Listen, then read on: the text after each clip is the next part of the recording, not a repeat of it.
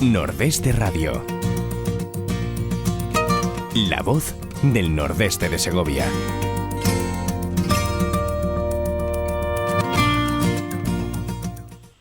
Amigos, muy buenos días y bienvenidos a Nordeste Radio. Hoy vamos a tener un programa que yo llevaba esperando desde hace mucho tiempo, porque va a ser realmente entrañable y delicioso. Hemos conocido por fin, ustedes ya recordarán en otras intervenciones, pero no en persona, a don Luis Moyá. Luis, muy buenos días. Muy buenos días, oyentes, muy buenos días. Qué alegría el verte, el poder brindar con vino como hicimos aquella vez, pero no a través de una cámara, sino en persona. En verdad. Luego brindaremos varias veces. Luis Moyá es capitán de navío, un puesto alto dentro de la Marina, ¿no? Bueno, cuando yo elegí la carrera de marino, se decía, entrabas de alférez de navío y salías de capitán de navío, hasta el punto que se decía que un capitán de navío era un alférez de navío que no se había muerto. Caramba, es un malo. Tenemos también a Ignacio Moyá. Ignacio Moyá es comandante de infantería del ejército de tierra. Muy buenas. Buenos días. Tú tienes además un título especial. Me la ha dado mi hermano, el capitán de navío, me ha nombrado capitán de corbeta honorario. Y lo he aceptado con mucho cariño porque yo soy del ejército de tierra, pero no pude ingresar en la Armada por daltonismo. Y me encanta compartir hoy esta mesa y este programa porque me conecta mucho con la mar, claro. Eres un enamorado de la mar. Un gran conocedor de la mar. No he navegado nada. Igual si me empezara a marear como le pasaba a Luis, pero sí, siento pasión por nuestra armada y por el mundo de la mar, sí. Todo el mundo. Oye, es cierto, y yo lo he oído, que el tema de una borrachera la puedes coger aunque tenga mucha experiencia, me explico. Es difícil, pero que en ocasiones hay gente que va toda la vida navegando y un día le puede parecer malo. Eso está ahí a la orden del día, no cabe duda. Sí. Muchas veces el mareo es cosa de cómo te coja el cuerpo, un día determinado. Y hay dos cosas. Hay dos cosas que se quiere cuando uno se marea en un barco, y es primero morirse y lo segundo lo antes posible, ¿no? Es verdad. Es tremendo. De todas maneras, ya que he hablado de experiencia, a mí lo que la experiencia me ha enseñado en relación con el mareo es que yo nunca me he mareado cuando he ocupado puestos de responsabilidad. Es decir, cuando he sido comandante de un barco, por ejemplo, y he cogido temporales en el estrecho extraordinarios, y yo veía caer a la gente y no, oye, hay un sexto sentido ahí que te dice que no, que si caes tú, entonces a ver qué pasa, ¿no? Que no tienes tiempo eso para... sí que es verdad que se aprende, te lo da la experiencia. La verdad es que es todo un mundo. Además, fíjate la tradición que tiene España en el mar, la cantidad de grandes héroes que han pasado por nuestra historia y en muchas ocasiones absolutamente desconocidos. Es verdad. Absolutamente desconocidos. Hoy vamos a hablar de un hecho que no se conoce suficientemente. Vamos a viajar hasta el año 54, hasta 1954, el día 23 de marzo, en el que se produce el naufragio del Dragamina Guadalete. ¿Qué fue lo que ocurrió? Bueno, yo antes que nada diría, y lo digo también en nombre de mi hermano Luis, no, que... hablar los dos como queráis. Que los dos nos damos conferencias y difundimos la obra de Magallanes, del Cano, de Colón, pero hablar de estos marinos del año 54 es hablar de unos héroes de antes de ayer, Sí, claro. Sigue habiendo 8 supervivientes de una dotación de 78, murieron o desaparecieron en la mar 34 y curiosamente es un hecho muy desconocido. Es la mayor tragedia que ha tenido la Armada junto con el submarino C4 después de la Guerra Civil, y poder hablar hoy de esto pues yo creo que ayuda a mantener viva la memoria de los que murieron, de los familiares, de los que mueren y desaparecen y de los supervivientes. Sí. Pero, ha mencionado el submarino C4. ¿Aquel submarino C4 no fue el que hizo lo de que fue de la península hasta Mallorca con correo para luego la República poder vender esos sellos? No, esto ocurrió en el año 46, 8 años antes que lo del Guadalete. Eran unas maniobras junto a la costa de Mallorca, en Sóller, y lamentablemente, esto lo debería contar el marino mejor que yo, pero bueno, lamentablemente el submarino subió dentro de las maniobras a superficie y en una falta de coordinación muy desgraciada, pues el destructor Lepanto, cuando se quiso dar cuenta, vio que emergía el submarino, el C-40, por lo que se llama su amura de babor, y literalmente lo partió en dos. Los 40 hombres de la dotación pues murieron de manera instantánea y allí debe reposar el submarino. Cada 27 de junio en la isla de Mallorca los marinos recuerdan este hecho luctuoso, porque el C4 junto con el Guadalete, pues esas son las dos grandes pérdidas después de la guerra civil. Qué fuerte. Oye, con el tema del Guadalete, si es cierto, pues ahora nos vais a contar cómo ocurrió, qué fue lo que pasó, y de alguna forma cómo se ocultó, cómo se tapó aquello. Pues yo no sé, Luis, si... Porque Luis es el artífice, es el que pone en marcha el recuperar la memoria de este Dragamina. Si... Y a mí me gustaría que iniciaras tú esta... Bueno, a mí antes de nada me gustaría decir que mi padre, también oficial naval, fue comandante del Dragamina, el Guadalete, hasta 20 días antes de su hundimiento. Sí, con lo cual, cuando supo que se había hundido y que habían muerto o desaparecido 34 hombres, pues claro, él los conocía a todos, tanto a los sobrevivientes como a los desaparecidos y a los muertos. Y hombre, para un oficial naval, el perder gente de tu tripulación, ¿no? De esa manera que conoces sus vidas, porque los barcos son sitios muy pequeños y al final se sabe todo de todos, ¿no? Mi padre, esto fue un golpe muy fuerte que recibió y nosotros hemos crecido escuchando a mi padre contar con dolor esta historia, ¿no? Por eso nosotros nos hemos metido en esta, como hijos de mi padre, ¿no? Nos ha interesado tanto este tema. En el 50 aniversario yo publiqué en la revista de Marina un artículo y esto dio un poco a conocer lo que había pasado con el Guadalete y la gente empezó a interesarse. Quise promover que se les hiciera un homenaje con ocasión del 50 aniversario en el 2004. Yo estaba destinado entonces en la OTAN, en Nápoles, y nada, estaba demasiado lejos y fue imposible. El 60 aniversario ya estaba yo bien colocado en la base naval de Rota, capitán de navío, y conseguimos a través de la autoridad portuaria de Ceuta y el comandante naval de Ceuta, Mica Ramis, que vivió esta historia con inusitada, bueno, él dio también todo lo que tenía porque esto viera la luz, y efectivamente conseguimos llevar a los supervivientes a Ceuta, al muelle del que habían zarpado para nunca regresar, ¿no? Y se vivieron escenas verdaderamente emocionantes. Se dieron conferencias, pero lo mejor de todo fue el encuentro entre ellos. Pero digo lo de la conferencia porque luego ya de vuelta a la península, yo di una conferencia también en San Fernando, de donde venían muchos, ¿no? También de los tripulantes de la dotación del barco, y allí coincidí con mi hermano Ignacio, que junto con su hermano gemelo Ladislao, estaban paseando a Miss Daisy, que era que a mi madre la cogían y a mi madre le encantaba viajar y que le contaran cosas y tal, y estaban en una de estas. Ignacio le llamó la atención la historia, la había escuchado en casa también, pero así un poco más lejanamente porque es menor, y a partir de ese momento pues él se metió, investigó y da una conferencia que ya la ha dado en muchos sitios de España, pero no solo eso, sino que ha buscado supervivientes, descendientes de los muertos, y consigue reunirlos todavía allá donde va a dar conferencias, y la verdad se viven momentos muy emotivos, y ahora que contará él cómo pasó todo esto, pues entenderéis por qué es tan emocionante. En cuanto a la parte oscura que dices tú, bueno, pues yo encontré que había una cierta reticencia a hablar de este tema, y yo creo que se debe a dos cosas. Primero, justo en el franquismo, justo cuando se iba a producir el 15º año de terminada la guerra, que nosotros los niños todavía recordamos aquella, se veía en todos los anuncios por ahí, 14 años de paz, 10 años de paz. Bueno, pues este era el 15 años de paz que se iba a celebrar el 1 de abril de 1954. Eso, por una parte, en España hubo una inversión. Hasta ese momento se había vivido el recuerdo, se recordaba mucho a los muertos, las calles se nombraban con desastres de la guerra, pero a partir de ahí hubo una apuesta innovadora, mirar hacia adelante, olvidar un poco el pasado, ¿no? Y por eso el hundimiento del Guadalete cayó un poco, ¿no? Sí. Fue inoportuno, vamos a decir.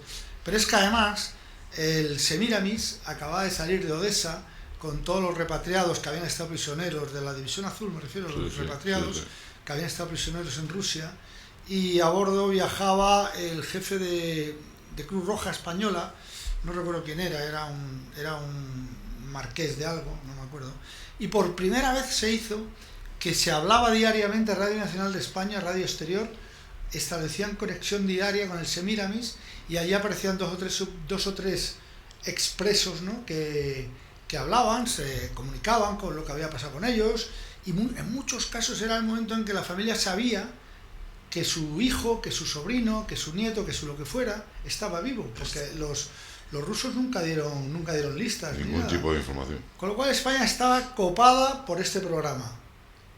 El Semiramis tenía que llegar a Barcelona el 1 de abril. Estaba montado todo, 1 de abril, 15 años 15 años de paz. De final de la guerra, ¿no? Pero precisamente el mismo temporal que hundió el Guadalete lo retrasó al Semiramis y llegó más tarde. O sea, le salió el tiro por la culata. Pero de todas maneras, el hundimiento aunque se produjera más tarde la llegada, el hundimiento del Guadalete en cierto modo eliminaba, ¿no?, esa alegría de la vuelta de los soldados, y por lo tanto es muy difícil encontrar hoy en páginas de la historia esto que ocurrió con el Guadalete, quitando Cádiz, donde yo sí encontraba, en el diario de Cádiz he encontrado algunas reseñas, pero tampoco muchas, ¿eh? Y pues eso fue una historia que pasó desapercibida, ¿no? Estos pobres hombres no tenían culpa ninguna, ¿no?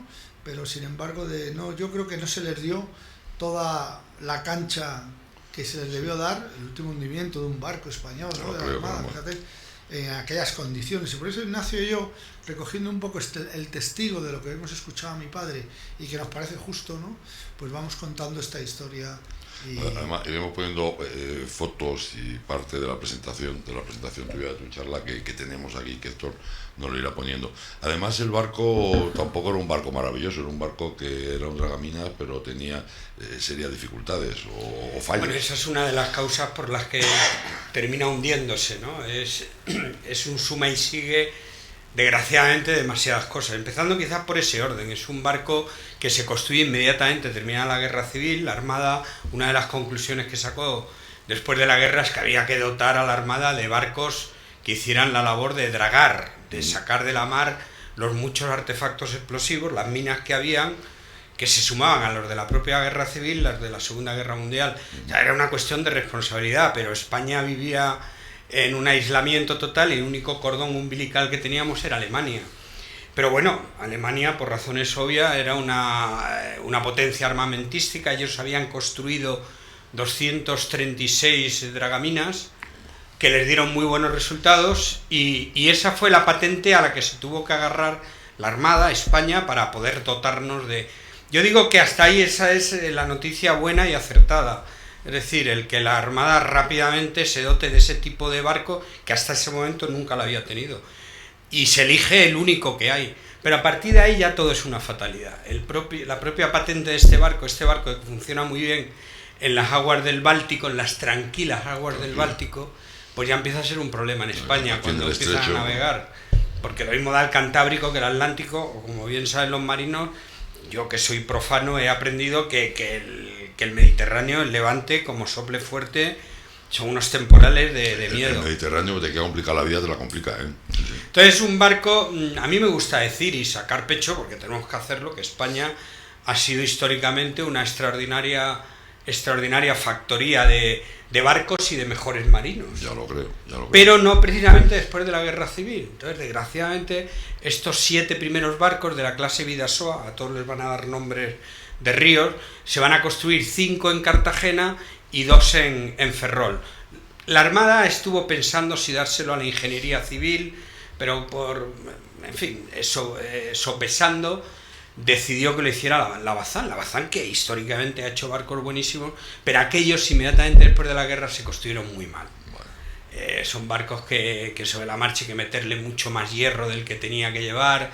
Tiene 500 y pico toneladas, que para una eslora, para un largo del barco de unos 70 metros, pues dicen los marinos que eso es desproporcionado. Es un barco que tiende a hocicar, a meter la proa. Tiene el francobordo. ¿Has visto el francobordo? ¿Has visto cómo paso por ser un marino? Vamos a ver qué es el francobordo. El francobordo, que es la altura desde la cubierta al agua. Ajá. Es un barco muy estilizado, no sé si lo podemos ver en pantalla. Es un barco muy bonito, pero muy estilizado, y de la cubierta al agua hay muy poco. Entonces, eso que funciona bien en Alemania, porque las aguas son tranquilas, este es un barco que ya de entrada va a tender a embarcar agua. Claro. Pero es que luego los invernales, si subo mucho el nivel me paras. No, los invernales es por donde se desagua el agua que barco. Los agujeros por donde tiene que desaguar. Yo también está cotillando un poco. Pues los invernales están mal puestos, el frisado, esto va a ser fundamental para entender el hundimiento, la estanqueidad del buque general es precaria. Así que tenemos un barco que en cuanto las aguas son agitadas embarca agua. Cuando embarca agua no las desagua bien y el agua que le va a pasar al Guadalete y que se va acumulando en la popa del barco, pues se va calando y va a mojar el carbón. O sea, las tres grandes causas por las que se hunde el Guadalete, y por este orden, es una mala construcción, el carbón, porque parece ser que son los últimos barcos que en España se construyen con propulsión a carbón. Y hablaba además de que la calidad del carbón no era buena. Y el carbón históricamente en España no ha sido bueno, por eso los ingleses nos han dado a veces... con lo cual es un carbón precario, encima adulterado después de la guerra. Así que un barco que no le faltaba de nada. Y ahora ya hay que sumarle, que es la puntilla, el mayor temporal que se conoce en la hemeroteca en el Mediterráneo, el de 1954. Todos los puertos se cerraron. Se hundió un barco cerca de Valencia, un pesquero pero sin víctimas, y todo eso era demasiado para este barco. Y agonizó después de 20 horas tremendas de un heroísmo por parte de la dotación. Pero creo que lo digo bien, ¿no, Luis? Que esas son las causas fundamentales del movimiento. Te ha faltado una palabra que a mí me hace mucha gracia, y cuando leí la primera vez, el guardainfantes. Esa es la barandilla que lleva para que la gente no caiga por la borda. Para que veas. Mira que era infantería y ahí lo hemos pillado. Para que veas. Y encima lleva la palabra infantería. Qué bueno. Bueno, entonces, ¿qué ocurre? Porque este barco sale de puerto, ¿qué es lo que pasa? Bueno, este es un barco que de los 7 barcos que se construyen, los 2 de la empresa nacional Bazán de Ferrol son estos 2, o sea, son el Guadalete y el Tambre, también con nombre de río. Y estos 2, bueno, como sus hermanos, hay que darles una tarea distinta a la propia de ser dragaminas, porque una vez botado el barco, hay que instalarle la tecnología dragaminas. Alemania no nos puede pasar esa parte de la tecnología o de la patente, no porque no quiera, sino porque no puede, porque estamos ya en el año 1944, está entrando en colapso Alemania y ya no puede atender a nadie, está en modo supervivencia, para entendernos. Con lo cual la Armada se encuentra un barco que va a navegar muy mal, con muchos pesos, que va a tener poca potencia por el carbón, y no lo puede utilizar como dragamina. Entonces se le reasigna la misión y se decide que sean patrulleros.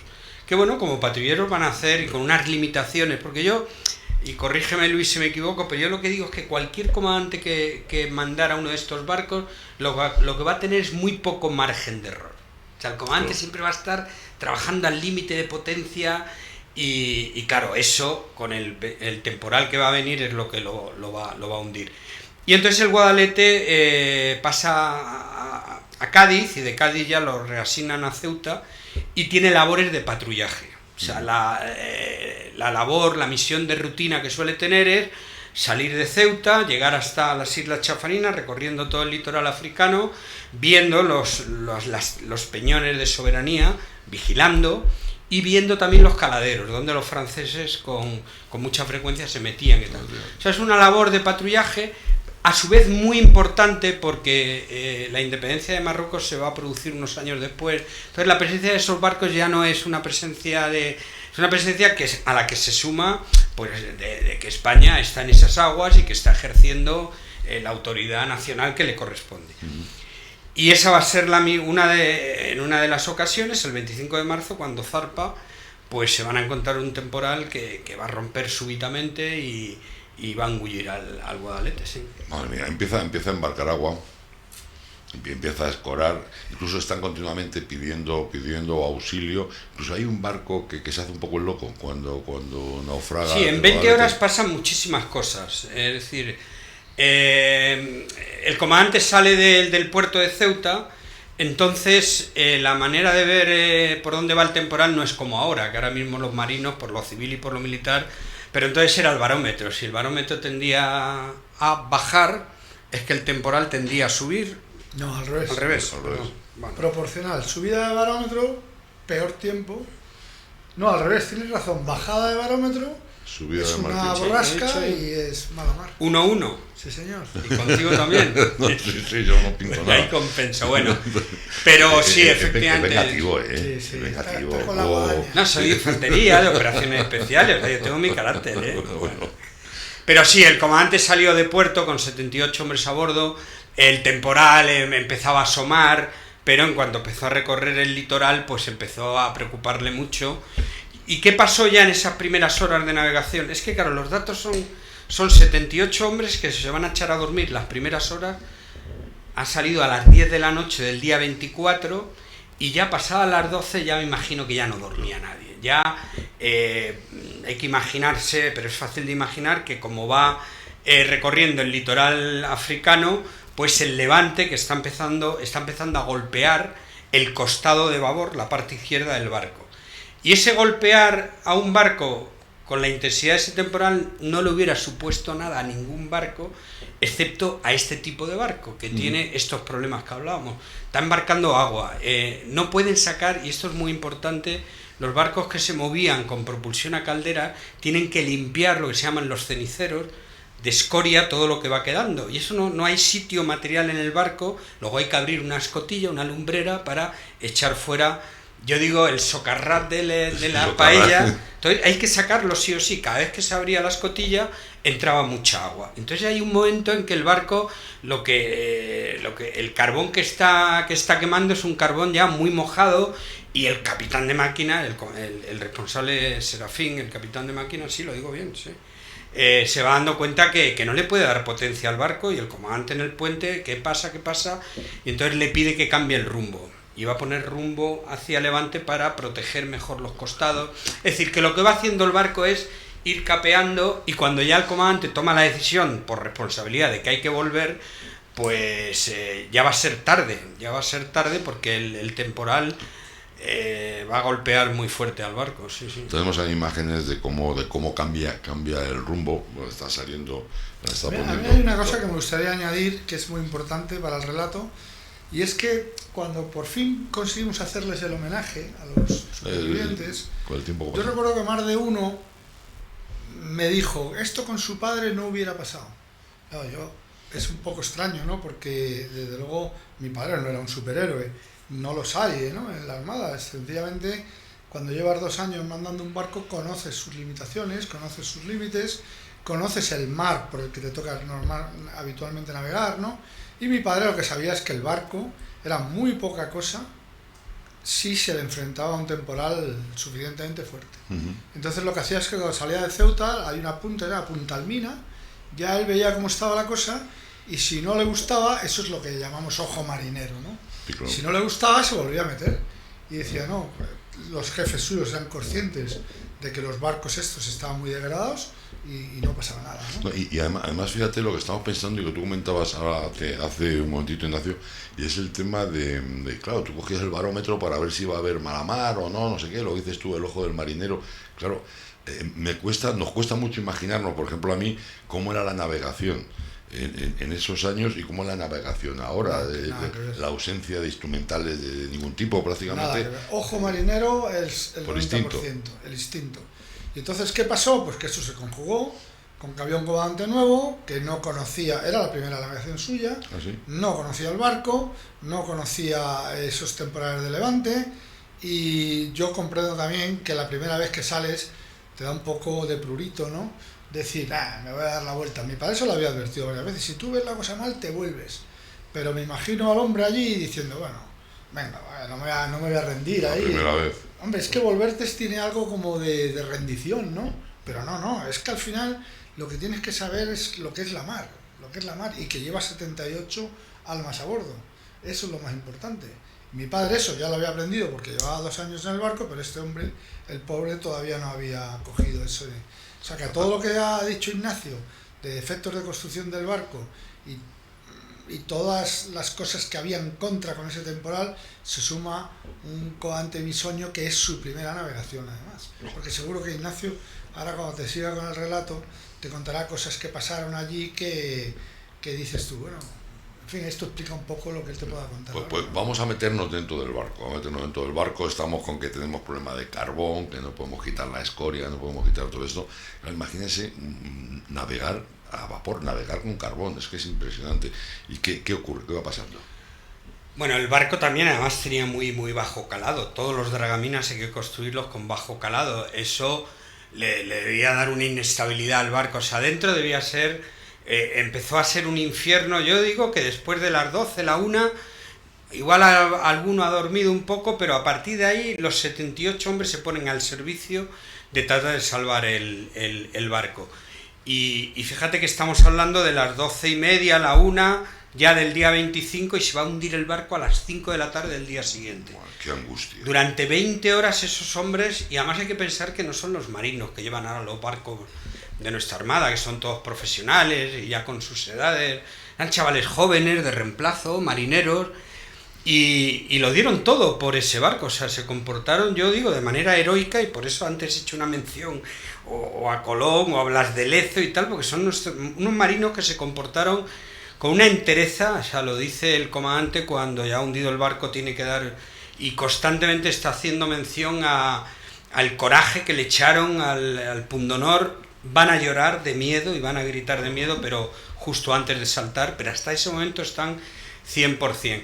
Entonces las escenas debieron ser durante esas 20 horas, hay que imaginarse a los fogoneros tratando de que esas calderas, había 2 calderas, una a popa y otra a proa, tratando de darle una potencia que la caldera no quería. Yo pongo mucho el acento en el personal que estaba en la cubierta del barco, Sí, caramba. porque ahí el contramaestre García Romeral va a ser no el primero que muera, pero el primero que se recoge de los pocos cadáveres que se recogieron. Hoy la Escuela Naval de Marín tiene por nombre a García Romeral. Desgraciadamente muchos hay en la propia escuela, y lo he comprobado hace un par de meses, pues no saben quién es este hombre. Es que eso nos mata en nuestra querida España. Sí. El que llenamos enseguida se cubre de polvo todos. Que no saber lo que han hecho héroes como es este. Bueno, pues ese García Romeral estuvo muchas horas en la cubierta del barco. No se le fue ningún hombre a la mar, que a mí eso me parece sorprendente, y todo su trabajo era trincar bien los medios salvavidas, que se va a quedar, el Guadalete se va a quedar sin ninguno. O sea, a pesar del trabajo que hizo García Romeral, hicieron a bordo también una práctica que yo creo que ya está en desuso, y es que entonces en la dotación de los barcos iban unos sacos de aceite. ¿Sacos de aceite? Eso no se ha perdido, ¿eh? No, se sigue ya. Sí, porque es el último ya cuando... Sí, para el Guadalete no les sirvió de nada, pero sí, a ti te sorprenderá como a mí, como profanos muchísimo, que somos de la mar. Pues cuando hay un temporal, si llevas de dotación sacos de aceite, los llevas luego los dejas caer por los costados, y se crea una película que alivia un poco el temporal, y a veces suficiente pues para no tener problemas. Qué bueno. Claro, yo cuando contesto en una conferencia, un capitán de navío me dijo: mira, con un temporal como el que estás dibujando, con olas de casi 10 metros, 10 metros de olas son mucho, ¿eh? 10 metros es una barbaridad. Así que el aceite no hizo nada. Pero bueno, que esa práctica también... Y... No, pero también hay que contar ahí que es verdad que eso lo hizo también García Romeral. Para hacer esto del aceite tienes que echarlo en proa, tienes que llegar a proa con el aceite, con un barco que te está pegando la proa, te está con una guillotina, y tienes que llegar allí agarrándote con una mano y con la otra echando el aceite allí, que luego servirá o no servirá, pero que habla muy profundamente de lo que eran estos hombres. Joder. Concretamente García Romeral. Y ya cuando el barco empieza a estar en una situación agónica, es al amanecer ya el día 25, llevan toda la noche trabajando contra el temporal y tal, y ya el comandante tiene que hacer lo que se llama la ciaboga, girar casi 180 grados, virar el barco porque para ponerlo ya... Ahí el comandante está muy acertado, porque él se da cuenta que el temporal va muy en serio, y él ya intuye y acierta que el barco hay que ponerlo lo más cerca del estrecho, porque imagina y acierta que no va a haber tránsito marítimo ninguno, y si alguno hay tiene que ser por esa zona. Así que viendo la situación agónica en la que empezaba a estar el barco, consigue hacer la ciaboga. Es una maniobra por lo visto muy complicada, en la que necesitas potencia y maniobrar bien con la caña, el timón. Y potencia con el carbón que llevamos. todo mojado. Claro, pero y eso le cuesta muchísimo, porque es que encima el servomotor empieza a dar problemas. El servomotor hay que imaginarse un compartimento que hay en la popa del barco y es lo que llevamos en los coches de la dirección asistida. Ajá. Cuando el marinero de la caña hace así en el timón, pues un sistema hidráulico permite que el timón... Eso empieza a dar problemas.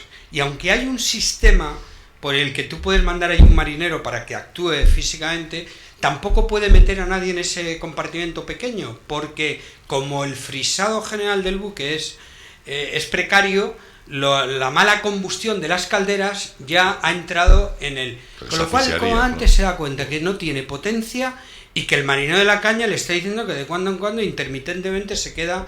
Sí, y claro, el hombre sabe que en el momento que esos dos elementos se conjuguen, pues que el barco está perdido, y es lo que va a terminar pasando. Con todo y con eso, el comandante, con pericia naval, consigue, en un momento de tregua que le concede el temporal, hacer esa ciaboga, que era muy importante. Y ahora ya es misión conseguir llegar a Ceuta, hombre, imaginando que hasta Ceuta se puede llegar, pero si no puedo llegar, que me quede por lo menos por la zona del estrecho.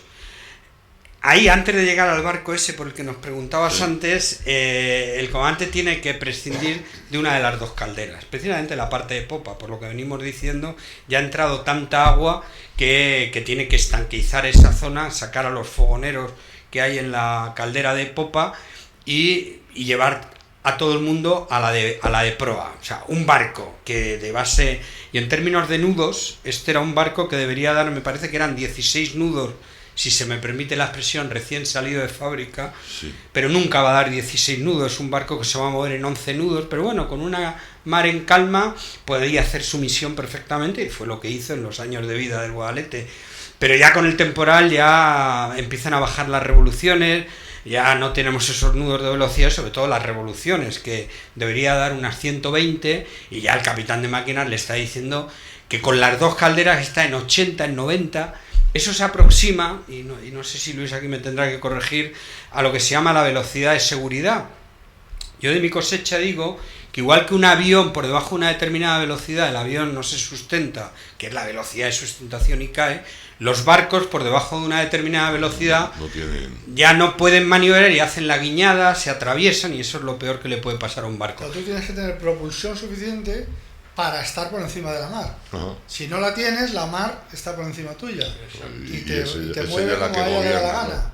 Es como cuando tiras un palo de madera a un río, que el palo va como quiera la corriente, ¿no? Sin propulsión. Entonces, ahora tenemos al Guadalete, que ya era un barco con muchos problemas, ahora con una sola caldera, con lo cual la situación es agónica. Y ahí hay una... Antes de que... Bueno, y ahora aparece un barco, efectivamente, es lamentable. Nos la retrata el comandante. Hay un problema, mi hermano Luis, cuando tuvo que sacar la historia de lo que le pasó al Guadalete, no se pudo contar con lo que tenía que haber en el archivo, porque la Armada en San Fernando tiene unos archivos que en la década de los 70 sufrió un pavoroso incendio y se perdió. Con lo cual la labor de Luis tiene mucho mérito, porque ha tirado del informe del comandante, que ese sí que existía, y luego de los testimonios de supervivientes y demás. Entonces lo que cuenta el comandante es que en esa situación agónica hay un personaje que es el suboficial radio, que es muy importante porque... don Manuel Samper, claro, las transmisiones también de la época no son las de ahora, entonces era muy deficitaria el enlace radio, pero él consigue, él oye, o sea, al revés, todo lo que está diciendo el Guadalete, el suboficial radio, en Ceuta lo están recibiendo. Y hay otro dragaminas, el Guadalhorce, es casi gemelo del Guadalete, pero es casi porque este ya tiene propulsión diésel. Cuando la Armada vio que esos 7 primeros barcos habían dado muy mal resultado, ya quiso que la siguiente hornada de barcos fueran con propulsión diésel. Y ese era el Guadalhorce, que quiso salir a rescatar. Y hay un dato ahí en el enlace radio que me parece emocionante, porque lo que consigue Samper con unas radios también penosísimas, se tira 20 horas cambiando de todo dentro de las radios para mantener el enlace. Y tan absorto está en su tarea que cuando se lanzan a la mar, el comandante mira al compartimento del radio y ve que hay una luz, y están dos. El suboficial radio, con Beltrán, que es uno de los supervivientes, un marinero, y les dice que voy a dar orden de lanzarnos a la mar. ¿Qué hacen esos dos ahí arriba? Pues seguían, ya con el barco escorado, seguían tratando de mantener el enlace. Bueno, pero volviendo un poquito atrás, él consigue escuchar, porque el Guadalete no oía nada, pero consigue escuchar: salen barcos de socorro en vuestra ayuda. Entonces yo lo que digo cuando doy la conferencia es que debe ser un alivio, y a nosotros nos pasaría lo mismo si estás peleando con el temporal, pero sabes que en el horizonte en cualquier momento puede salir algún barco de rescate, ¿no? Y con ese positivismo, con esa gasolina un poquito añadida, ayuda mucho. Ninguno de los barcos que salió en socorro lo pudo hacer por el temporal. No pudo hacerlo el Guadalhorce desde Ceuta, ni el destructor Ciscar desde Cádiz, ni la motonave Virgen de África desde Algeciras, porque no les dejó el temporal. Pero eso no lo van a saber los marinos nunca. Claro. Y luego al final ya hay también problemas con los chalecos, porque faltaban chalecos, se pierden chalecos, incluso un bote también, sí. al botarlo también se pierde. ¿Qué ocurre? Ahora retomamos lo de los medios salvavidas, pero es que si no te respondemos a lo del barco que aparece. Bueno, es verdad, claro. Que además es que es una de las escenas más que más impactan, ¿no? Pues lo que nos cuenta el comandante en el informe es que en el horizonte aparece un barco. Es un barco que es militar. Ellos se queda así en la visual durante una hora.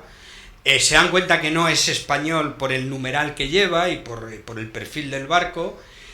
Alguien apunta que puede ser un barco inglés, que podría serlo, pero el comandante prefiere en su informe decir que nunca se pudo demostrar que fuera inglés. Pero fuera del país que fuera, desde luego lo que no se entiende es que se quedó en la visual del Guadalete, se estableció un enlace a través de luces. del telégrafo de luces, y el Guadalete pues le decía SOS, socorro. Se llegaron a izar 2 bolas negras, que en el mundo de la mar, cualquier barco que hice 2 bolas negras significa: estoy en los estertores, necesito remolque, necesito auxilio. Y este lo vio todo. Pero igual que apareció, estuvo una hora así, a la hora desapareció. Es verdad que con rumbo hacia Gibraltar o hacia el estrecho. No se entiende, ¿no? Que y además, ya le pregunto a Luis, eso en la mar es muy raro que ocurra, ¿verdad? Es muy raro. Eso en la mar, la seguridad y el auxilio está por encima de todo. Lo digo por encima de todo, me refiero por encima de banderas y de... Sí.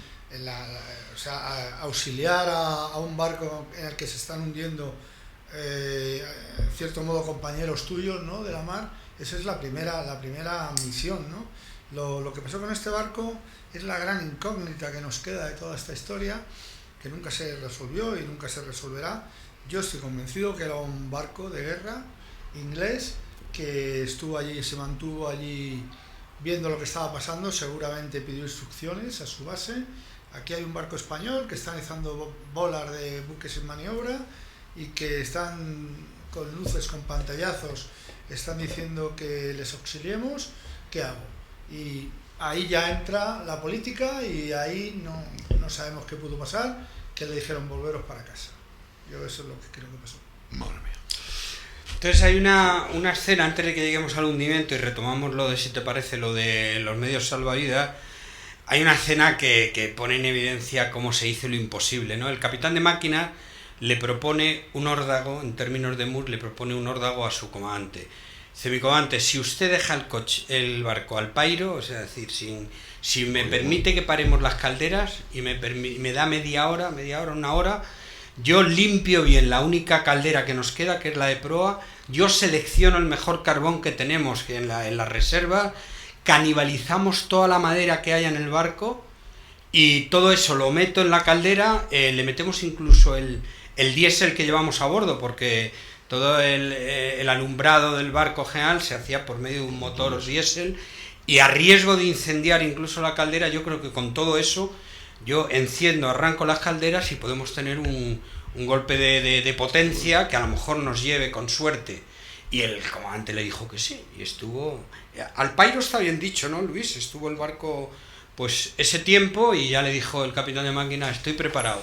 Arrancaron hubo ese pico de potencia que dio un alivio, pero a los pocos minutos se vino abajo todo otra vez. Habían canibalizado todos los pasamanos, las sillas, las mesas de madera, toda la madera que había en el barco la habían metido ahí. Y entonces ya el comandante empezó a pensar ya en que tenía que dar la orden de la caldera de proa poco a poco, fue muriendo también, el agua que entraba ya tampoco eran capaces de sacarla. Y entonces vamos ya a lo que es el hundimiento, estamos ya en las 4:30, 5 de la tarde. Que solamente escucharte lo que estás contando te da una angustia, te lo imaginas metido ahí, qué tremendo, tremendo. Sigue, por favor. No, pues ya el comandante piensa que hay que abandonar el buque, están a 19 millas al este de Ceuta, 30 al sur de Algeciras, es decir, están ya bien asomados al estrecho, pero al buque hay que abandonarlo. ¿Y qué pasa con los medios salvavidas? Pues que entonces no eran los de ahora. Lo que le va a pasar al Guadalete no es propio solo de este barco. Los medios salvavidas entonces eran precarios. Si lo comparamos, ahora mismo viajamos cualquiera de nosotros en tren, en barco, en avión y está muy avanzado. El Guadalete tenía un bote a motor de 8 metros en una de las cubiertas. Luego tenía un chinchorro, que hay que imaginarse un bote más pequeño, de remos de unos 5 metros. Un par de, yo le digo como Zodiac actuales, adosada a los costados, y 72 chalecos salvavidas, de los que hay que decir dos cosas. Primero, que el número es insuficiente para los 78 que van a bordo. Luego ya hay 6 que no tienen chalecos. Y el chaleco salvavidas, yo creo que por las edades que manejamos lo hemos conocido en nuestra época de niños. De luego nuestros viajes cuando íbamos a Guinea, que nuestro padre estaba allí destinado y de pequeños estuvimos en Guinea, pues cómo eran los chalecos, era un poco de nylon, por debajo se veía el corcho y luego una correas de amarre muy precarias, ¿no? Y eso eran los chalecos salvavidas. Y esos chalecos se sabe que eran muy deficitarios porque precisamente los 6 cadáveres que se recogen al día siguiente, ninguno de ellos lleva el chaleco. Señal inequívoca de que al levantar los brazos, pedir auxilio, eso se perdían, ¿no? Hay un detalle por parte del comandante que cede el chaleco suyo a un marinero. Claro, cuando el comandante ya va a dar la orden de que hay que saltar y da la orden de que todo el mundo se ponga los chalecos, se da cuenta que el marinero de la caña no lleva el chaleco y entonces le interpela, le dice, bueno, no he dado la orden y tal. Y el marinero le dice, mi comandante, es que no hay para todos. ¿Cómo? Y efectivamente, por medio de un oficial, coteja que no hay para todos y da la orden de que los oficiales y suboficiales den los chalecos a la marinería que no lo tiene. Enseguida el de la caña tiene su chaleco. Solo hay una orden que no se cumple, una entrega, y ese motiva también, y es que el tercer oficial, Pedro Miranda, le pide al comandante que su chaleco se lo va a dar, pero no a un marinero, sino a un oficial, al capitán de máquinas, Serafín Echevarría. Era el hombre de mayor edad que había en el barco, tenía 55 años y no sabía nadar. Así que debió ser una entrega, esto nos lo dicen los hijos de Pedro Miranda, que sobrevivió, y lo recuerdan también porque su padre se lo había contado, que se dieron un abrazo, pero era un abrazo de despedida. Y ese hombre va a ser de los que muera, efectivamente, a pesar del chaleco, y es uno de los 13 cadáveres, o sea, al final son 13 cuerpos los que se recuperaron, 6 de manera inmediata, uno, García Romeral, que ahora lo tocaremos, 6 los recoge el Císcar al día siguiente, y el resto, los 7 restantes, los va arrojando el mar Mediterráneo con el paso del tiempo a la costa de África, y uno incluso lo hace en Orán. Precisamente el capitán de máquinas, Serafín Echevarría, que lo enterraron en Ceuta y luego la familia se lo llevó a Vizcaya. Y esa es la historia. Bueno, y luego el temporal arranca, el bote de 8 metros lo arranca y lo estrella contra la cubierta de abajo. Joder, el más grande. El más grande. El otro lo arranca también, vuela literalmente y lo va a recoger al día siguiente el Císcar. O sea, los náufragos en la mar no van a poder hacerse con ese bote. Y las 2 Zodias que les quedan, pues con mucho tiento trataron de dejarla en la mar, pero también la mar había decidido y se las arrancó de las manos y también se perdieron. O sea, y entonces el comandante, bueno, ya llega el momento del naufragio. ¿Qué le está pasando al Guadalete? Que se está recostando por su costado de babor o de estribor, por su costado de estribor, y al final va a meter la popa y se va a hundir hacia abajo. Antes de que eso ocurra, estamos en las 6 de la tarde, el comandante ya va a dar orden de que se arrojen a la mar. Y ahí pasan una serie de cosas. Una, que el comandante vuelve a dar orden de que se saque todo lo que pueda flotar, que se termine de canibalizar, maderas, paineles, cuadros que había en la zona de mando y tal, los enjaretados de las duchas y tal, todo eso se echó ahí porque no tenían medios salvavidas. Pidió a los suboficiales que reunieran a su marinería. Ahí es donde dicen que ya se dan cuenta que van a morir o que tal, y empiezan a llorar, a mentar a sus madres, a sus abuelas. Hay una historia, una microhistoria aquí preciosa, y es que el Guadalete, como todos los barcos de la Armada, en algún sitio llevan una imagen de la Virgen del Carmen. Yo me la imagino, pues no sé, que fuera una virgen así, de medio metro. Y entonces, pues cuando la muerte está cerca, pues se reza y se implora. Entonces lo que empezaron a hacer los marineros es bajar a darle un beso, y empezaron a llevarse cosas. Y empezaron a romper la Virgen, y sabemos que esto fue así porque uno de los supervivientes, cuando llega a Algeciras, y les dan ropa nueva, su mujer, que se ha juntado con él, se lleva la ropa de su marido, y cuando llega a casa y mete la ropa en la lavadora, se da cuenta que en la camisa, en el bolsillo, hay algo romo, y cuando mete la mano saca un trozo del brazo del niño Jesús de la Virgen del Carmen, ¿no? Bueno, entonces esas escenas de última hora debieron ser ya definitivamente dramáticas. Hay que ponerse en las 6 de la tarde, está oscureciendo, el temporal sigue siendo el que es, lloviendo, o sea, y ya se da orden de que se quiten la ropa. Lo que se aconseja es que te quites la mayor ropa posible. Bueno, la mayoría saltó a la mar pues en calzoncillos y en camiseta. Algunos no quisieron hacer caso y se dejaban las botas y tal, y eso nos lo ha contado algún superviviente, y es un error, porque al final es arrastra, claro. Entonces hay que dejarse algo suficiente para que te proteja un poco de la hipotermia, que es un tema muy interesante, lo vemos ahora, y bueno, y entonces a los suboficiales se dio orden de que reunieran y tal, y ahí es donde se sabe pues que lloraban, tal. Y se les da la orden de que se quiten ropa y de que no salten hasta que se dé la orden, pero algunos presas del pánico ya van saltando. ¿Este dato es importante? Pues sí, porque la hipotermia... La hipotermia no cursa igual en cada uno de nosotros, depende de cómo... Y yo una noticia buena, cuando me puse a estudiar en qué consistía la hipotermia, esos hombres van a lanzarse al mar Mediterráneo, que está a 12 grados. 12 grados es una hipotermia asegurada. Sí. Pero la noticia buena, yo así lo digo cuando doy esta conferencia, es que la muerte por hipotermia está considerada como muerte de las muertes dulces. ¿Por qué? Y esto lo he cotejado con algún médico. Cuando hay hipotermia, se baja la temperatura basal hasta una determinada temperatura, que lo primero que hacemos es tiritar. Y tiritamos porque es una reacción propia del cuerpo, que lo que está buscando es generar calor. Luego lo siguiente es que se te entumecen los miembros. Yo he padecido una hipotermia en el curso de operaciones especiales, es verdad, y te notas que no te reaccionan. Y luego ya al final, si eso no se resuelve y sigues manteniéndote a esa temperatura, se pierde el conocimiento. Y eso lo subrayo, porque es muy bueno. O sea, sí, hombre, claro. Porque la muerte por ahogamiento debe ser algo... A mí me parece atroz. Espantosa, ¿no? Oye, déjame que pregunte una cosa a Luis, que le tengo aquí muy calladito. Él ha venido aquí, con lo cual le gusta hablar y le tengo aquí callado.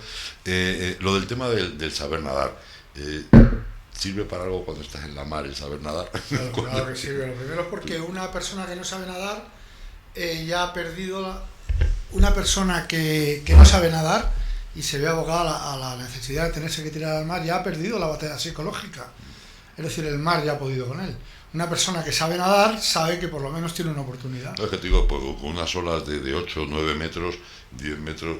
Oye, el que sabe nadar, en la mar, más que nadar, sabe mantenerse.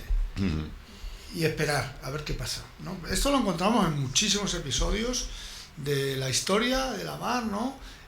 Cuánta gente ha fallecido por no saber nadar. O sea, es muy importante. Si os acordáis, y nos desviamos un momentito, y ahora volvemos, que antiguamente la inmensa mayoría de los pescadores, de la gente que estaba faenando continuamente en el mar, no sabían nadar. No. Esto lo encontramos cuando la tragedia del Castillo de Olite, que es cuando cañonean el barco Castillo de Olite y mueren 1.477 soldados, que la mayoría mueren ahogar dentro de las bodegas, sí, pero es que casi ninguno sabía nadar, ¿eh? Es decir, los que consiguen llegar mueren también porque no saben nadar, que es una impotencia tremenda, ¿no? Y yo, antes de que siga Ignacio con el relato, sí quería hacer aquí dos acotaciones. Una, en relación a lo que ha contado la Virgen del Carmen, ¿no? Nosotros, los marinos, pues somos como todo el mundo, ¿no? Unos tienen más fe, otros menos, otros no la tienen, pero la Virgen del Carmen está ahí siempre, ¿no? Por eso, cuando llega el momento, te acuerdas de ella y pasa lo que dice, lo que cuenta Ignacio, que todo el mundo quería tocar a la Virgen del Carmen antes de tirarse al agua, porque, ¿no? Te da... Es que aquí la batalla de la psicología es muy importante también, ¿no? Pero lo que venía a decir es un dicho marinero muy importante, que es que el que no sepa nadar, que vaya por esos... Perdón, el que no sepa rezar, que vaya por esos mares de Dios y verá cómo aprende. O sea, este es un dicho marinero que encaja aquí perfectamente. Y luego, que dentro del dramatismo de la escena que está contando Ignacio, hay un punto cómico allí que a mí me hace mucha gracia y lo cuento siempre. Ignacio sabe de quién estamos hablando, además. Hay un marinero que es de la radio, es el último mono de la radio, ¿no? A todo esto hay que ponerse en situación, ¿no? Como ha dicho Ignacio, son las 6 de la tarde, está atardeciendo, en medio de un temporal, en el puente se va a oscuras, no hay luces encendidas porque si no, no distingues. Es semioscuridad dentro del puente, ya todo el mundo sabe que el barco está sentenciado, y están esperando únicamente a que el comandante dé la orden de abandono del buque, ¿no? Está todo el mundo pendiente de él. Entonces el comandante quiere apurar hasta la última posibilidad, ¿no? Y dilata la orden de abandono de buque, ¿no? Y tiene todos los ojos pendientes de él. Es decir, imagínate en esa oscuridad todo el mundo pendiente. Incluso este chavalín, a popa del puente hay una escala que baja, se pierde ahí en la oscuridad, y ahí detrás está el chavalín esperando la orden, porque tiene un mensaje preparado para enviarlo cuando el comandante dé la orden, ¿no? Y el comandante, en lugar de decir finalmente abandono de buque, pues lo que dice, comunicar a Ceuta que nos hundimos. Y de repente se escucha desde ese tunelito oscuro que no se ve nadie la voz del chavalín que dice, perdón, hundirse es con H o sin H. Qué bueno. Entonces me parece una cosa dentro de lo trágico, ¿no? Me parece... Caramba, pero algo que ahora se ha perdido, porque ahora tú ves en las redes, en cualquier sitio, que la gente no solamente pone falta de ortografía, sino casi hasta presume de ellos. Ya, bueno, pero en la mili todavía, si lo cometes en un mensaje, el comandante te va a tirar de las orejas y algo más. Me dejé un segundito que nos va a poner una cosa a Héctor, Sí, y claro. seguimos, ¿vale? Cuando quieras, Héctor. Una tarde, vino a cobijarse bajo mi sombra una mujer. Mi última flor cayó sobre sus manos. Otra realidad es posible, le susurré. En ese momento tomó conciencia de que una convivencia justa e igualitaria es posible. Se acercó a regarme y poco a poco empecé a destilar un aroma al que llamó igualdad. Frente a la violencia contra las mujeres, inspira igualdad.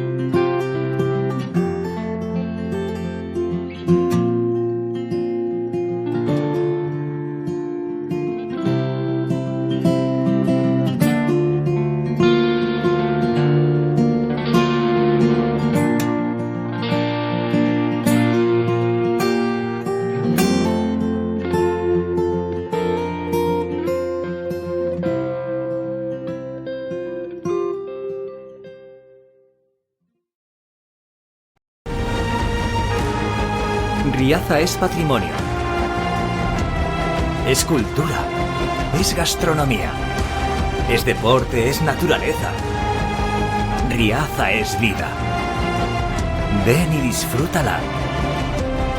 Riaza, el pueblo más sano.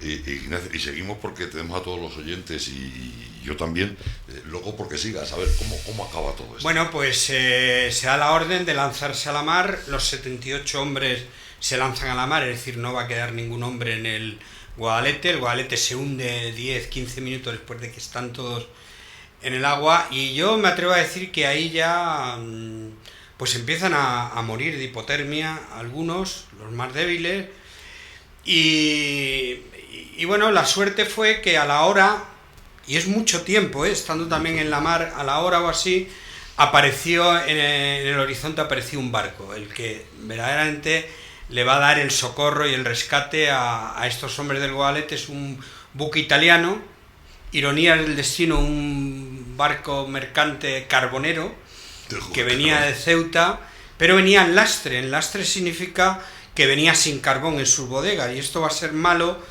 porque este buque se llama el Podestà, es un buque italiano con un capitán a bordo, un capitán de la marina mercante, que fue una bendición para estos hombres, porque este compensó lo otro que habíamos hablado de ese barco cobarde que se...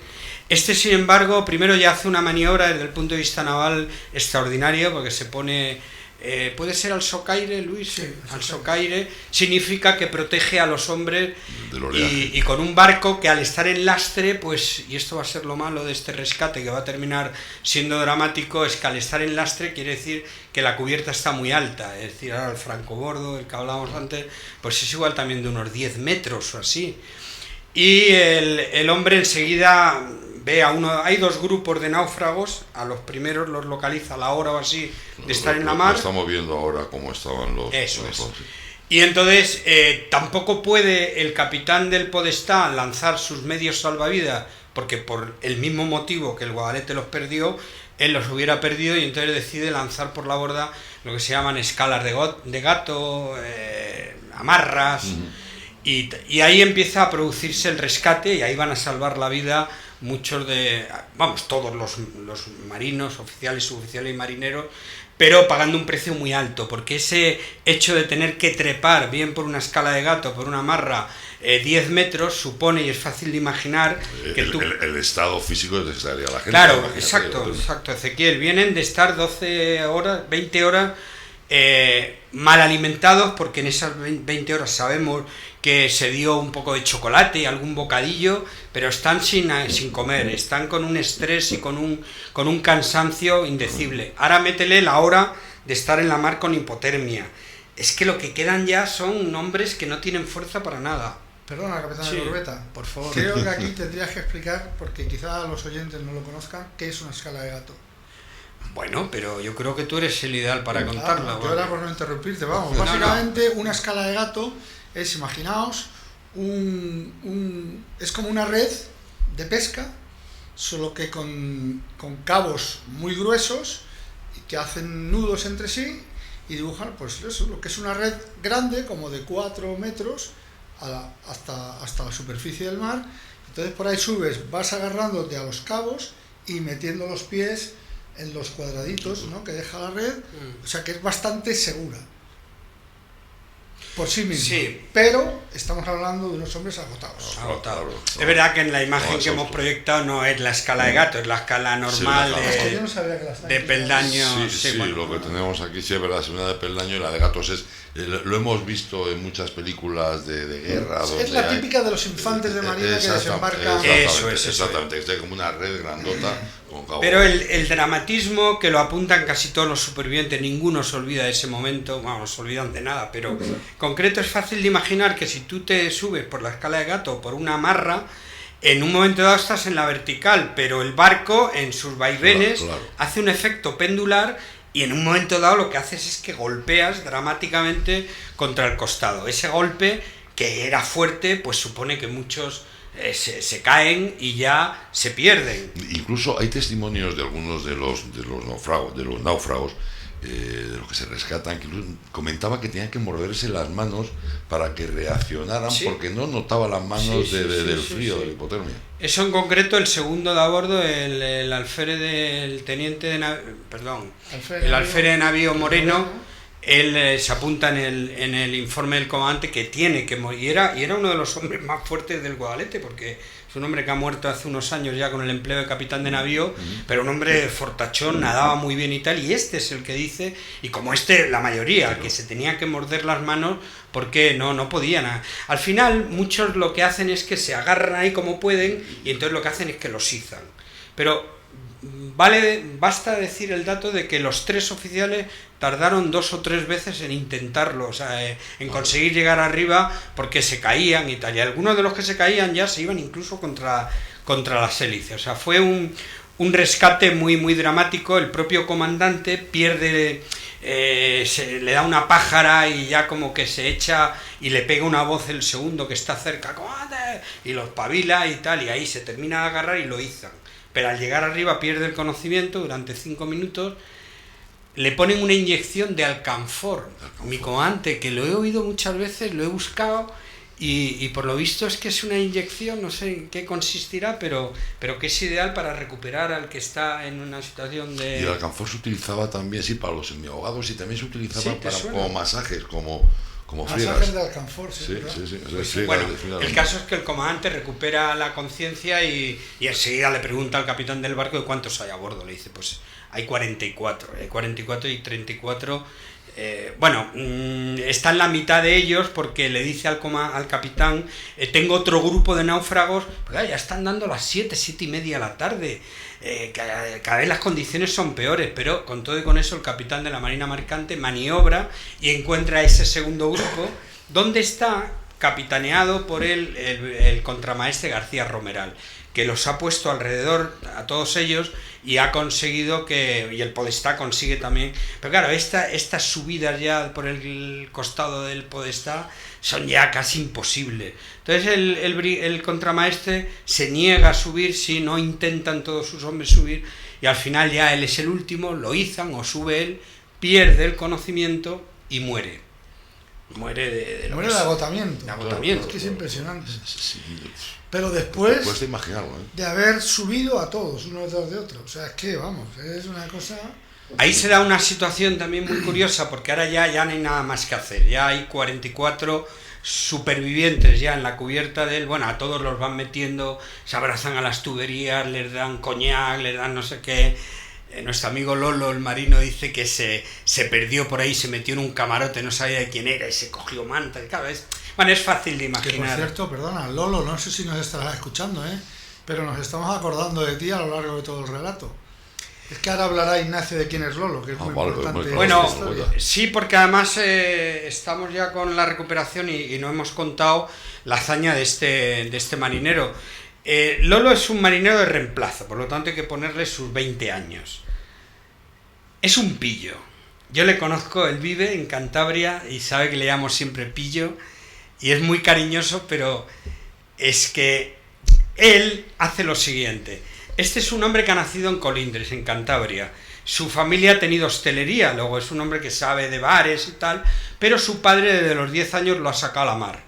Cuando él le toca hacer la mili, la Armada lo manda a Ferrol, allí hace la instrucción de marinería y luego se va voluntario a Ceuta, y allí lo embarcan en el Guadalete. Y cuando ve que el comandante del barco es el teniente de navío Moyá Maestre, nuestro padre, él habla con su hermano, que ya ha hecho la mili antes en Ferrol, dice, hombre, ese fue mi comandante en Ferrol. Bueno, no era el comandante del barco, pero era el segundo. Y yo fui su ordenanza, su repostero, que se llama en la Armada. El repostero, pues es el que, tienen doble misión, una, atender a los oficiales, también estar pendiente de las provisiones, del bar, Y entonces resulta que el hermano de este Lolo había sido el repostero de mi padre. Entonces, como en la mili todo el mundo espabila, y esto lo cuenta él, se hizo el encontradizo con mi padre y le dijo, mi comandante, que soy, ahora el apellido de Lolo, Echevarría, que soy Echevarría, y Dice, pues que mi hermano, ahora no me acuerdo el nombre del hermano, estuvo a sus órdenes en el Vasco de Gama, me parece que era en Ferrol. Dice, es verdad, y fue su repostero. Dice, es verdad, ahora me acuerdo de él. Porque si quiere yo soy su repostero. Y se buscó la vida. Entonces, ¿por qué esta anécdota? Lo que te quiero decir es que él no hace labores de marinería, son labores de repostero, de hostelería, hasta que llega el momento del hundimiento. Entonces saca el marino que llevaba adentro. Se me ocurre hacer un paralelismo con Juan Sebastián Elcano, que durante la primera vuelta al mundo está eclipsado, está sin... Pues no, es muy oportuno. Y llega... ¿Qué ocurre? Que yo creo que con sus 20 años era el hombre que llevaba más horas de mar, el que conocía bien lo que es una tempestad, y va a hacer un acto heroico. ¿Cuál es? Primero, él está viendo que hay marineros que saltan y no cumplen con eso que él me ha ratificado muchas veces, que claro que hay que esperar, porque a lo mejor 15 o 20 minutos que le ganes a la mar, pues suficiente para que tengas la hipotermia o no la tengas. Él se desnuda de todo y cumple con todo el protocolo, y tanto tarda en saltar que va a ser el último que salte. Pero fíjate qué casualidad, que él recordaba que en alguna navegación, en el Guadalete, en algún puerto que no sabemos cuál, seguramente el comandante, que tampoco sabemos cuál de ellos fuera, vio en un sitio por ahí perdido, en un puerto, una pequeña barca de zinc de 1,5 metros, y alguien debía decir, pues para arriba, pues porque los medios que tenemos son los que son, tal, y lo metieron en un pañol, y él recordaba que aquello estaba allí. Con lo cual, en medio del temporal, él sí que consigue destrincar ese bote, humilde, consigue ponerlo en la mar, porque abajo hay 4 que son paisanos suyos, yo esto también lo remarco, porque cuando las cosas te vienen mal dadas, te juntas con los tuyos. Sí.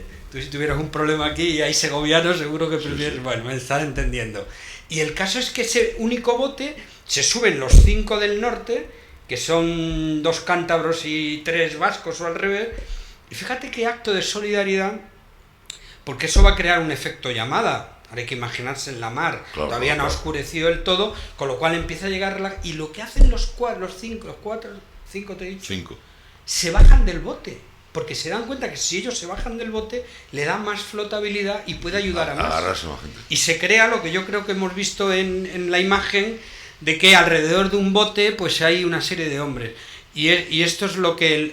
Lolo, podemos decir que siendo el repostero y que no hacía labores de marinería, le salvó la vida a mucha gente, por ese saber con pericia, encontrar, destrincar ese bote, que el resto no había sido posible, y ese bote se lo llevó el Podestá a Italia.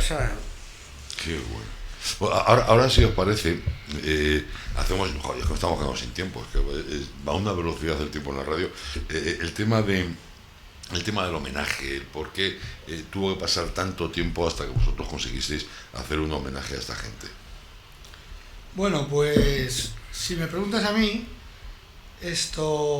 yo creo que la Armada en ese aspecto no se portó muy bien. Y perdona, yo creo que la Armada ahí no se portó muy bien, porque son cosas que por la dejadez administrativa típica, ¿no?, de los ministerios, pues no sé, hubo cosas, por ejemplo, Lolo, a todos estos se les dio la Cruz del Mérito Naval con distintivo rojo. Ah, sí, bien. Es una condecoración muy importante, porque con distintivo blanco la tenemos casi todo el mundo, ¿no? Pues a lo largo de la carrera es raro que no tengan esta condecoración, pero con distintivo rojo son hechos muy rayando lo heroico, ¿no? Si hubiera sido en tiempo de guerra, quizá hubiera sido una cosa muchísimo más... Pero bueno, en tiempo de paz, la Cruz del Mérito Naval con distintivo rojo es muy... Y se le dio a todos. Pero claro, eso lleva un trámite. Y cuando se les dio, ya no estaban, porque habían terminado la mili. Estamos hablando de chavales que estaban haciendo el servicio militar. Y entonces se fueron a sus casas y les mandaron un oficio frío, se le ha concedido la queta y ya está.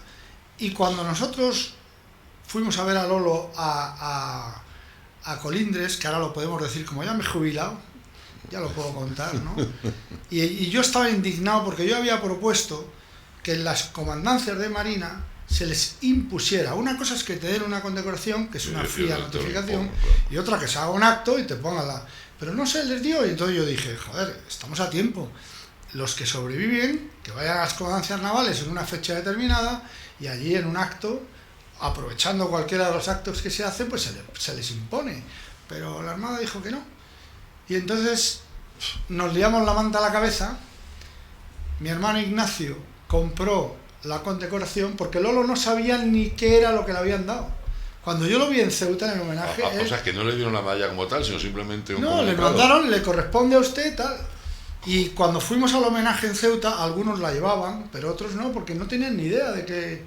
Lolo era uno de ellos. Entonces, cuando fuimos a verlo a Colindres, Ignacio compró la condecoración, hicimos un acto allí, y el nombre, vino un compañero nuestro que es funcionario civil del Ministerio de Defensa, y el nombre del Ministerio de Defensa y yo de la Armada, te imponemos, hicimos allí un acto familiar entrañable y muy bonito, y no te puedes imaginar, Lolo, tú dirás sí o no, con cómo lleva Lolo esta condecoración, vamos, que está como loco con él, es que se la ha ganado, si es que, claro, si es que no es que te la estén regalando. Claro, ya me lo dices tú, que te manden un papelito diciendo... Encima Lolo, que fue uno de los elementos principales a la hora de la supervivencia de muchos de sus compañeros. Y un comportamiento tremendamente solidario con lo que Claro. está comentando del Entonces yo creo que la Armada ahí no se portó bien. Es verdad que se hizo, al final salió muy bonito y muy brillante, las cosas como no, pero costó hacer lo del homenaje, ¿no?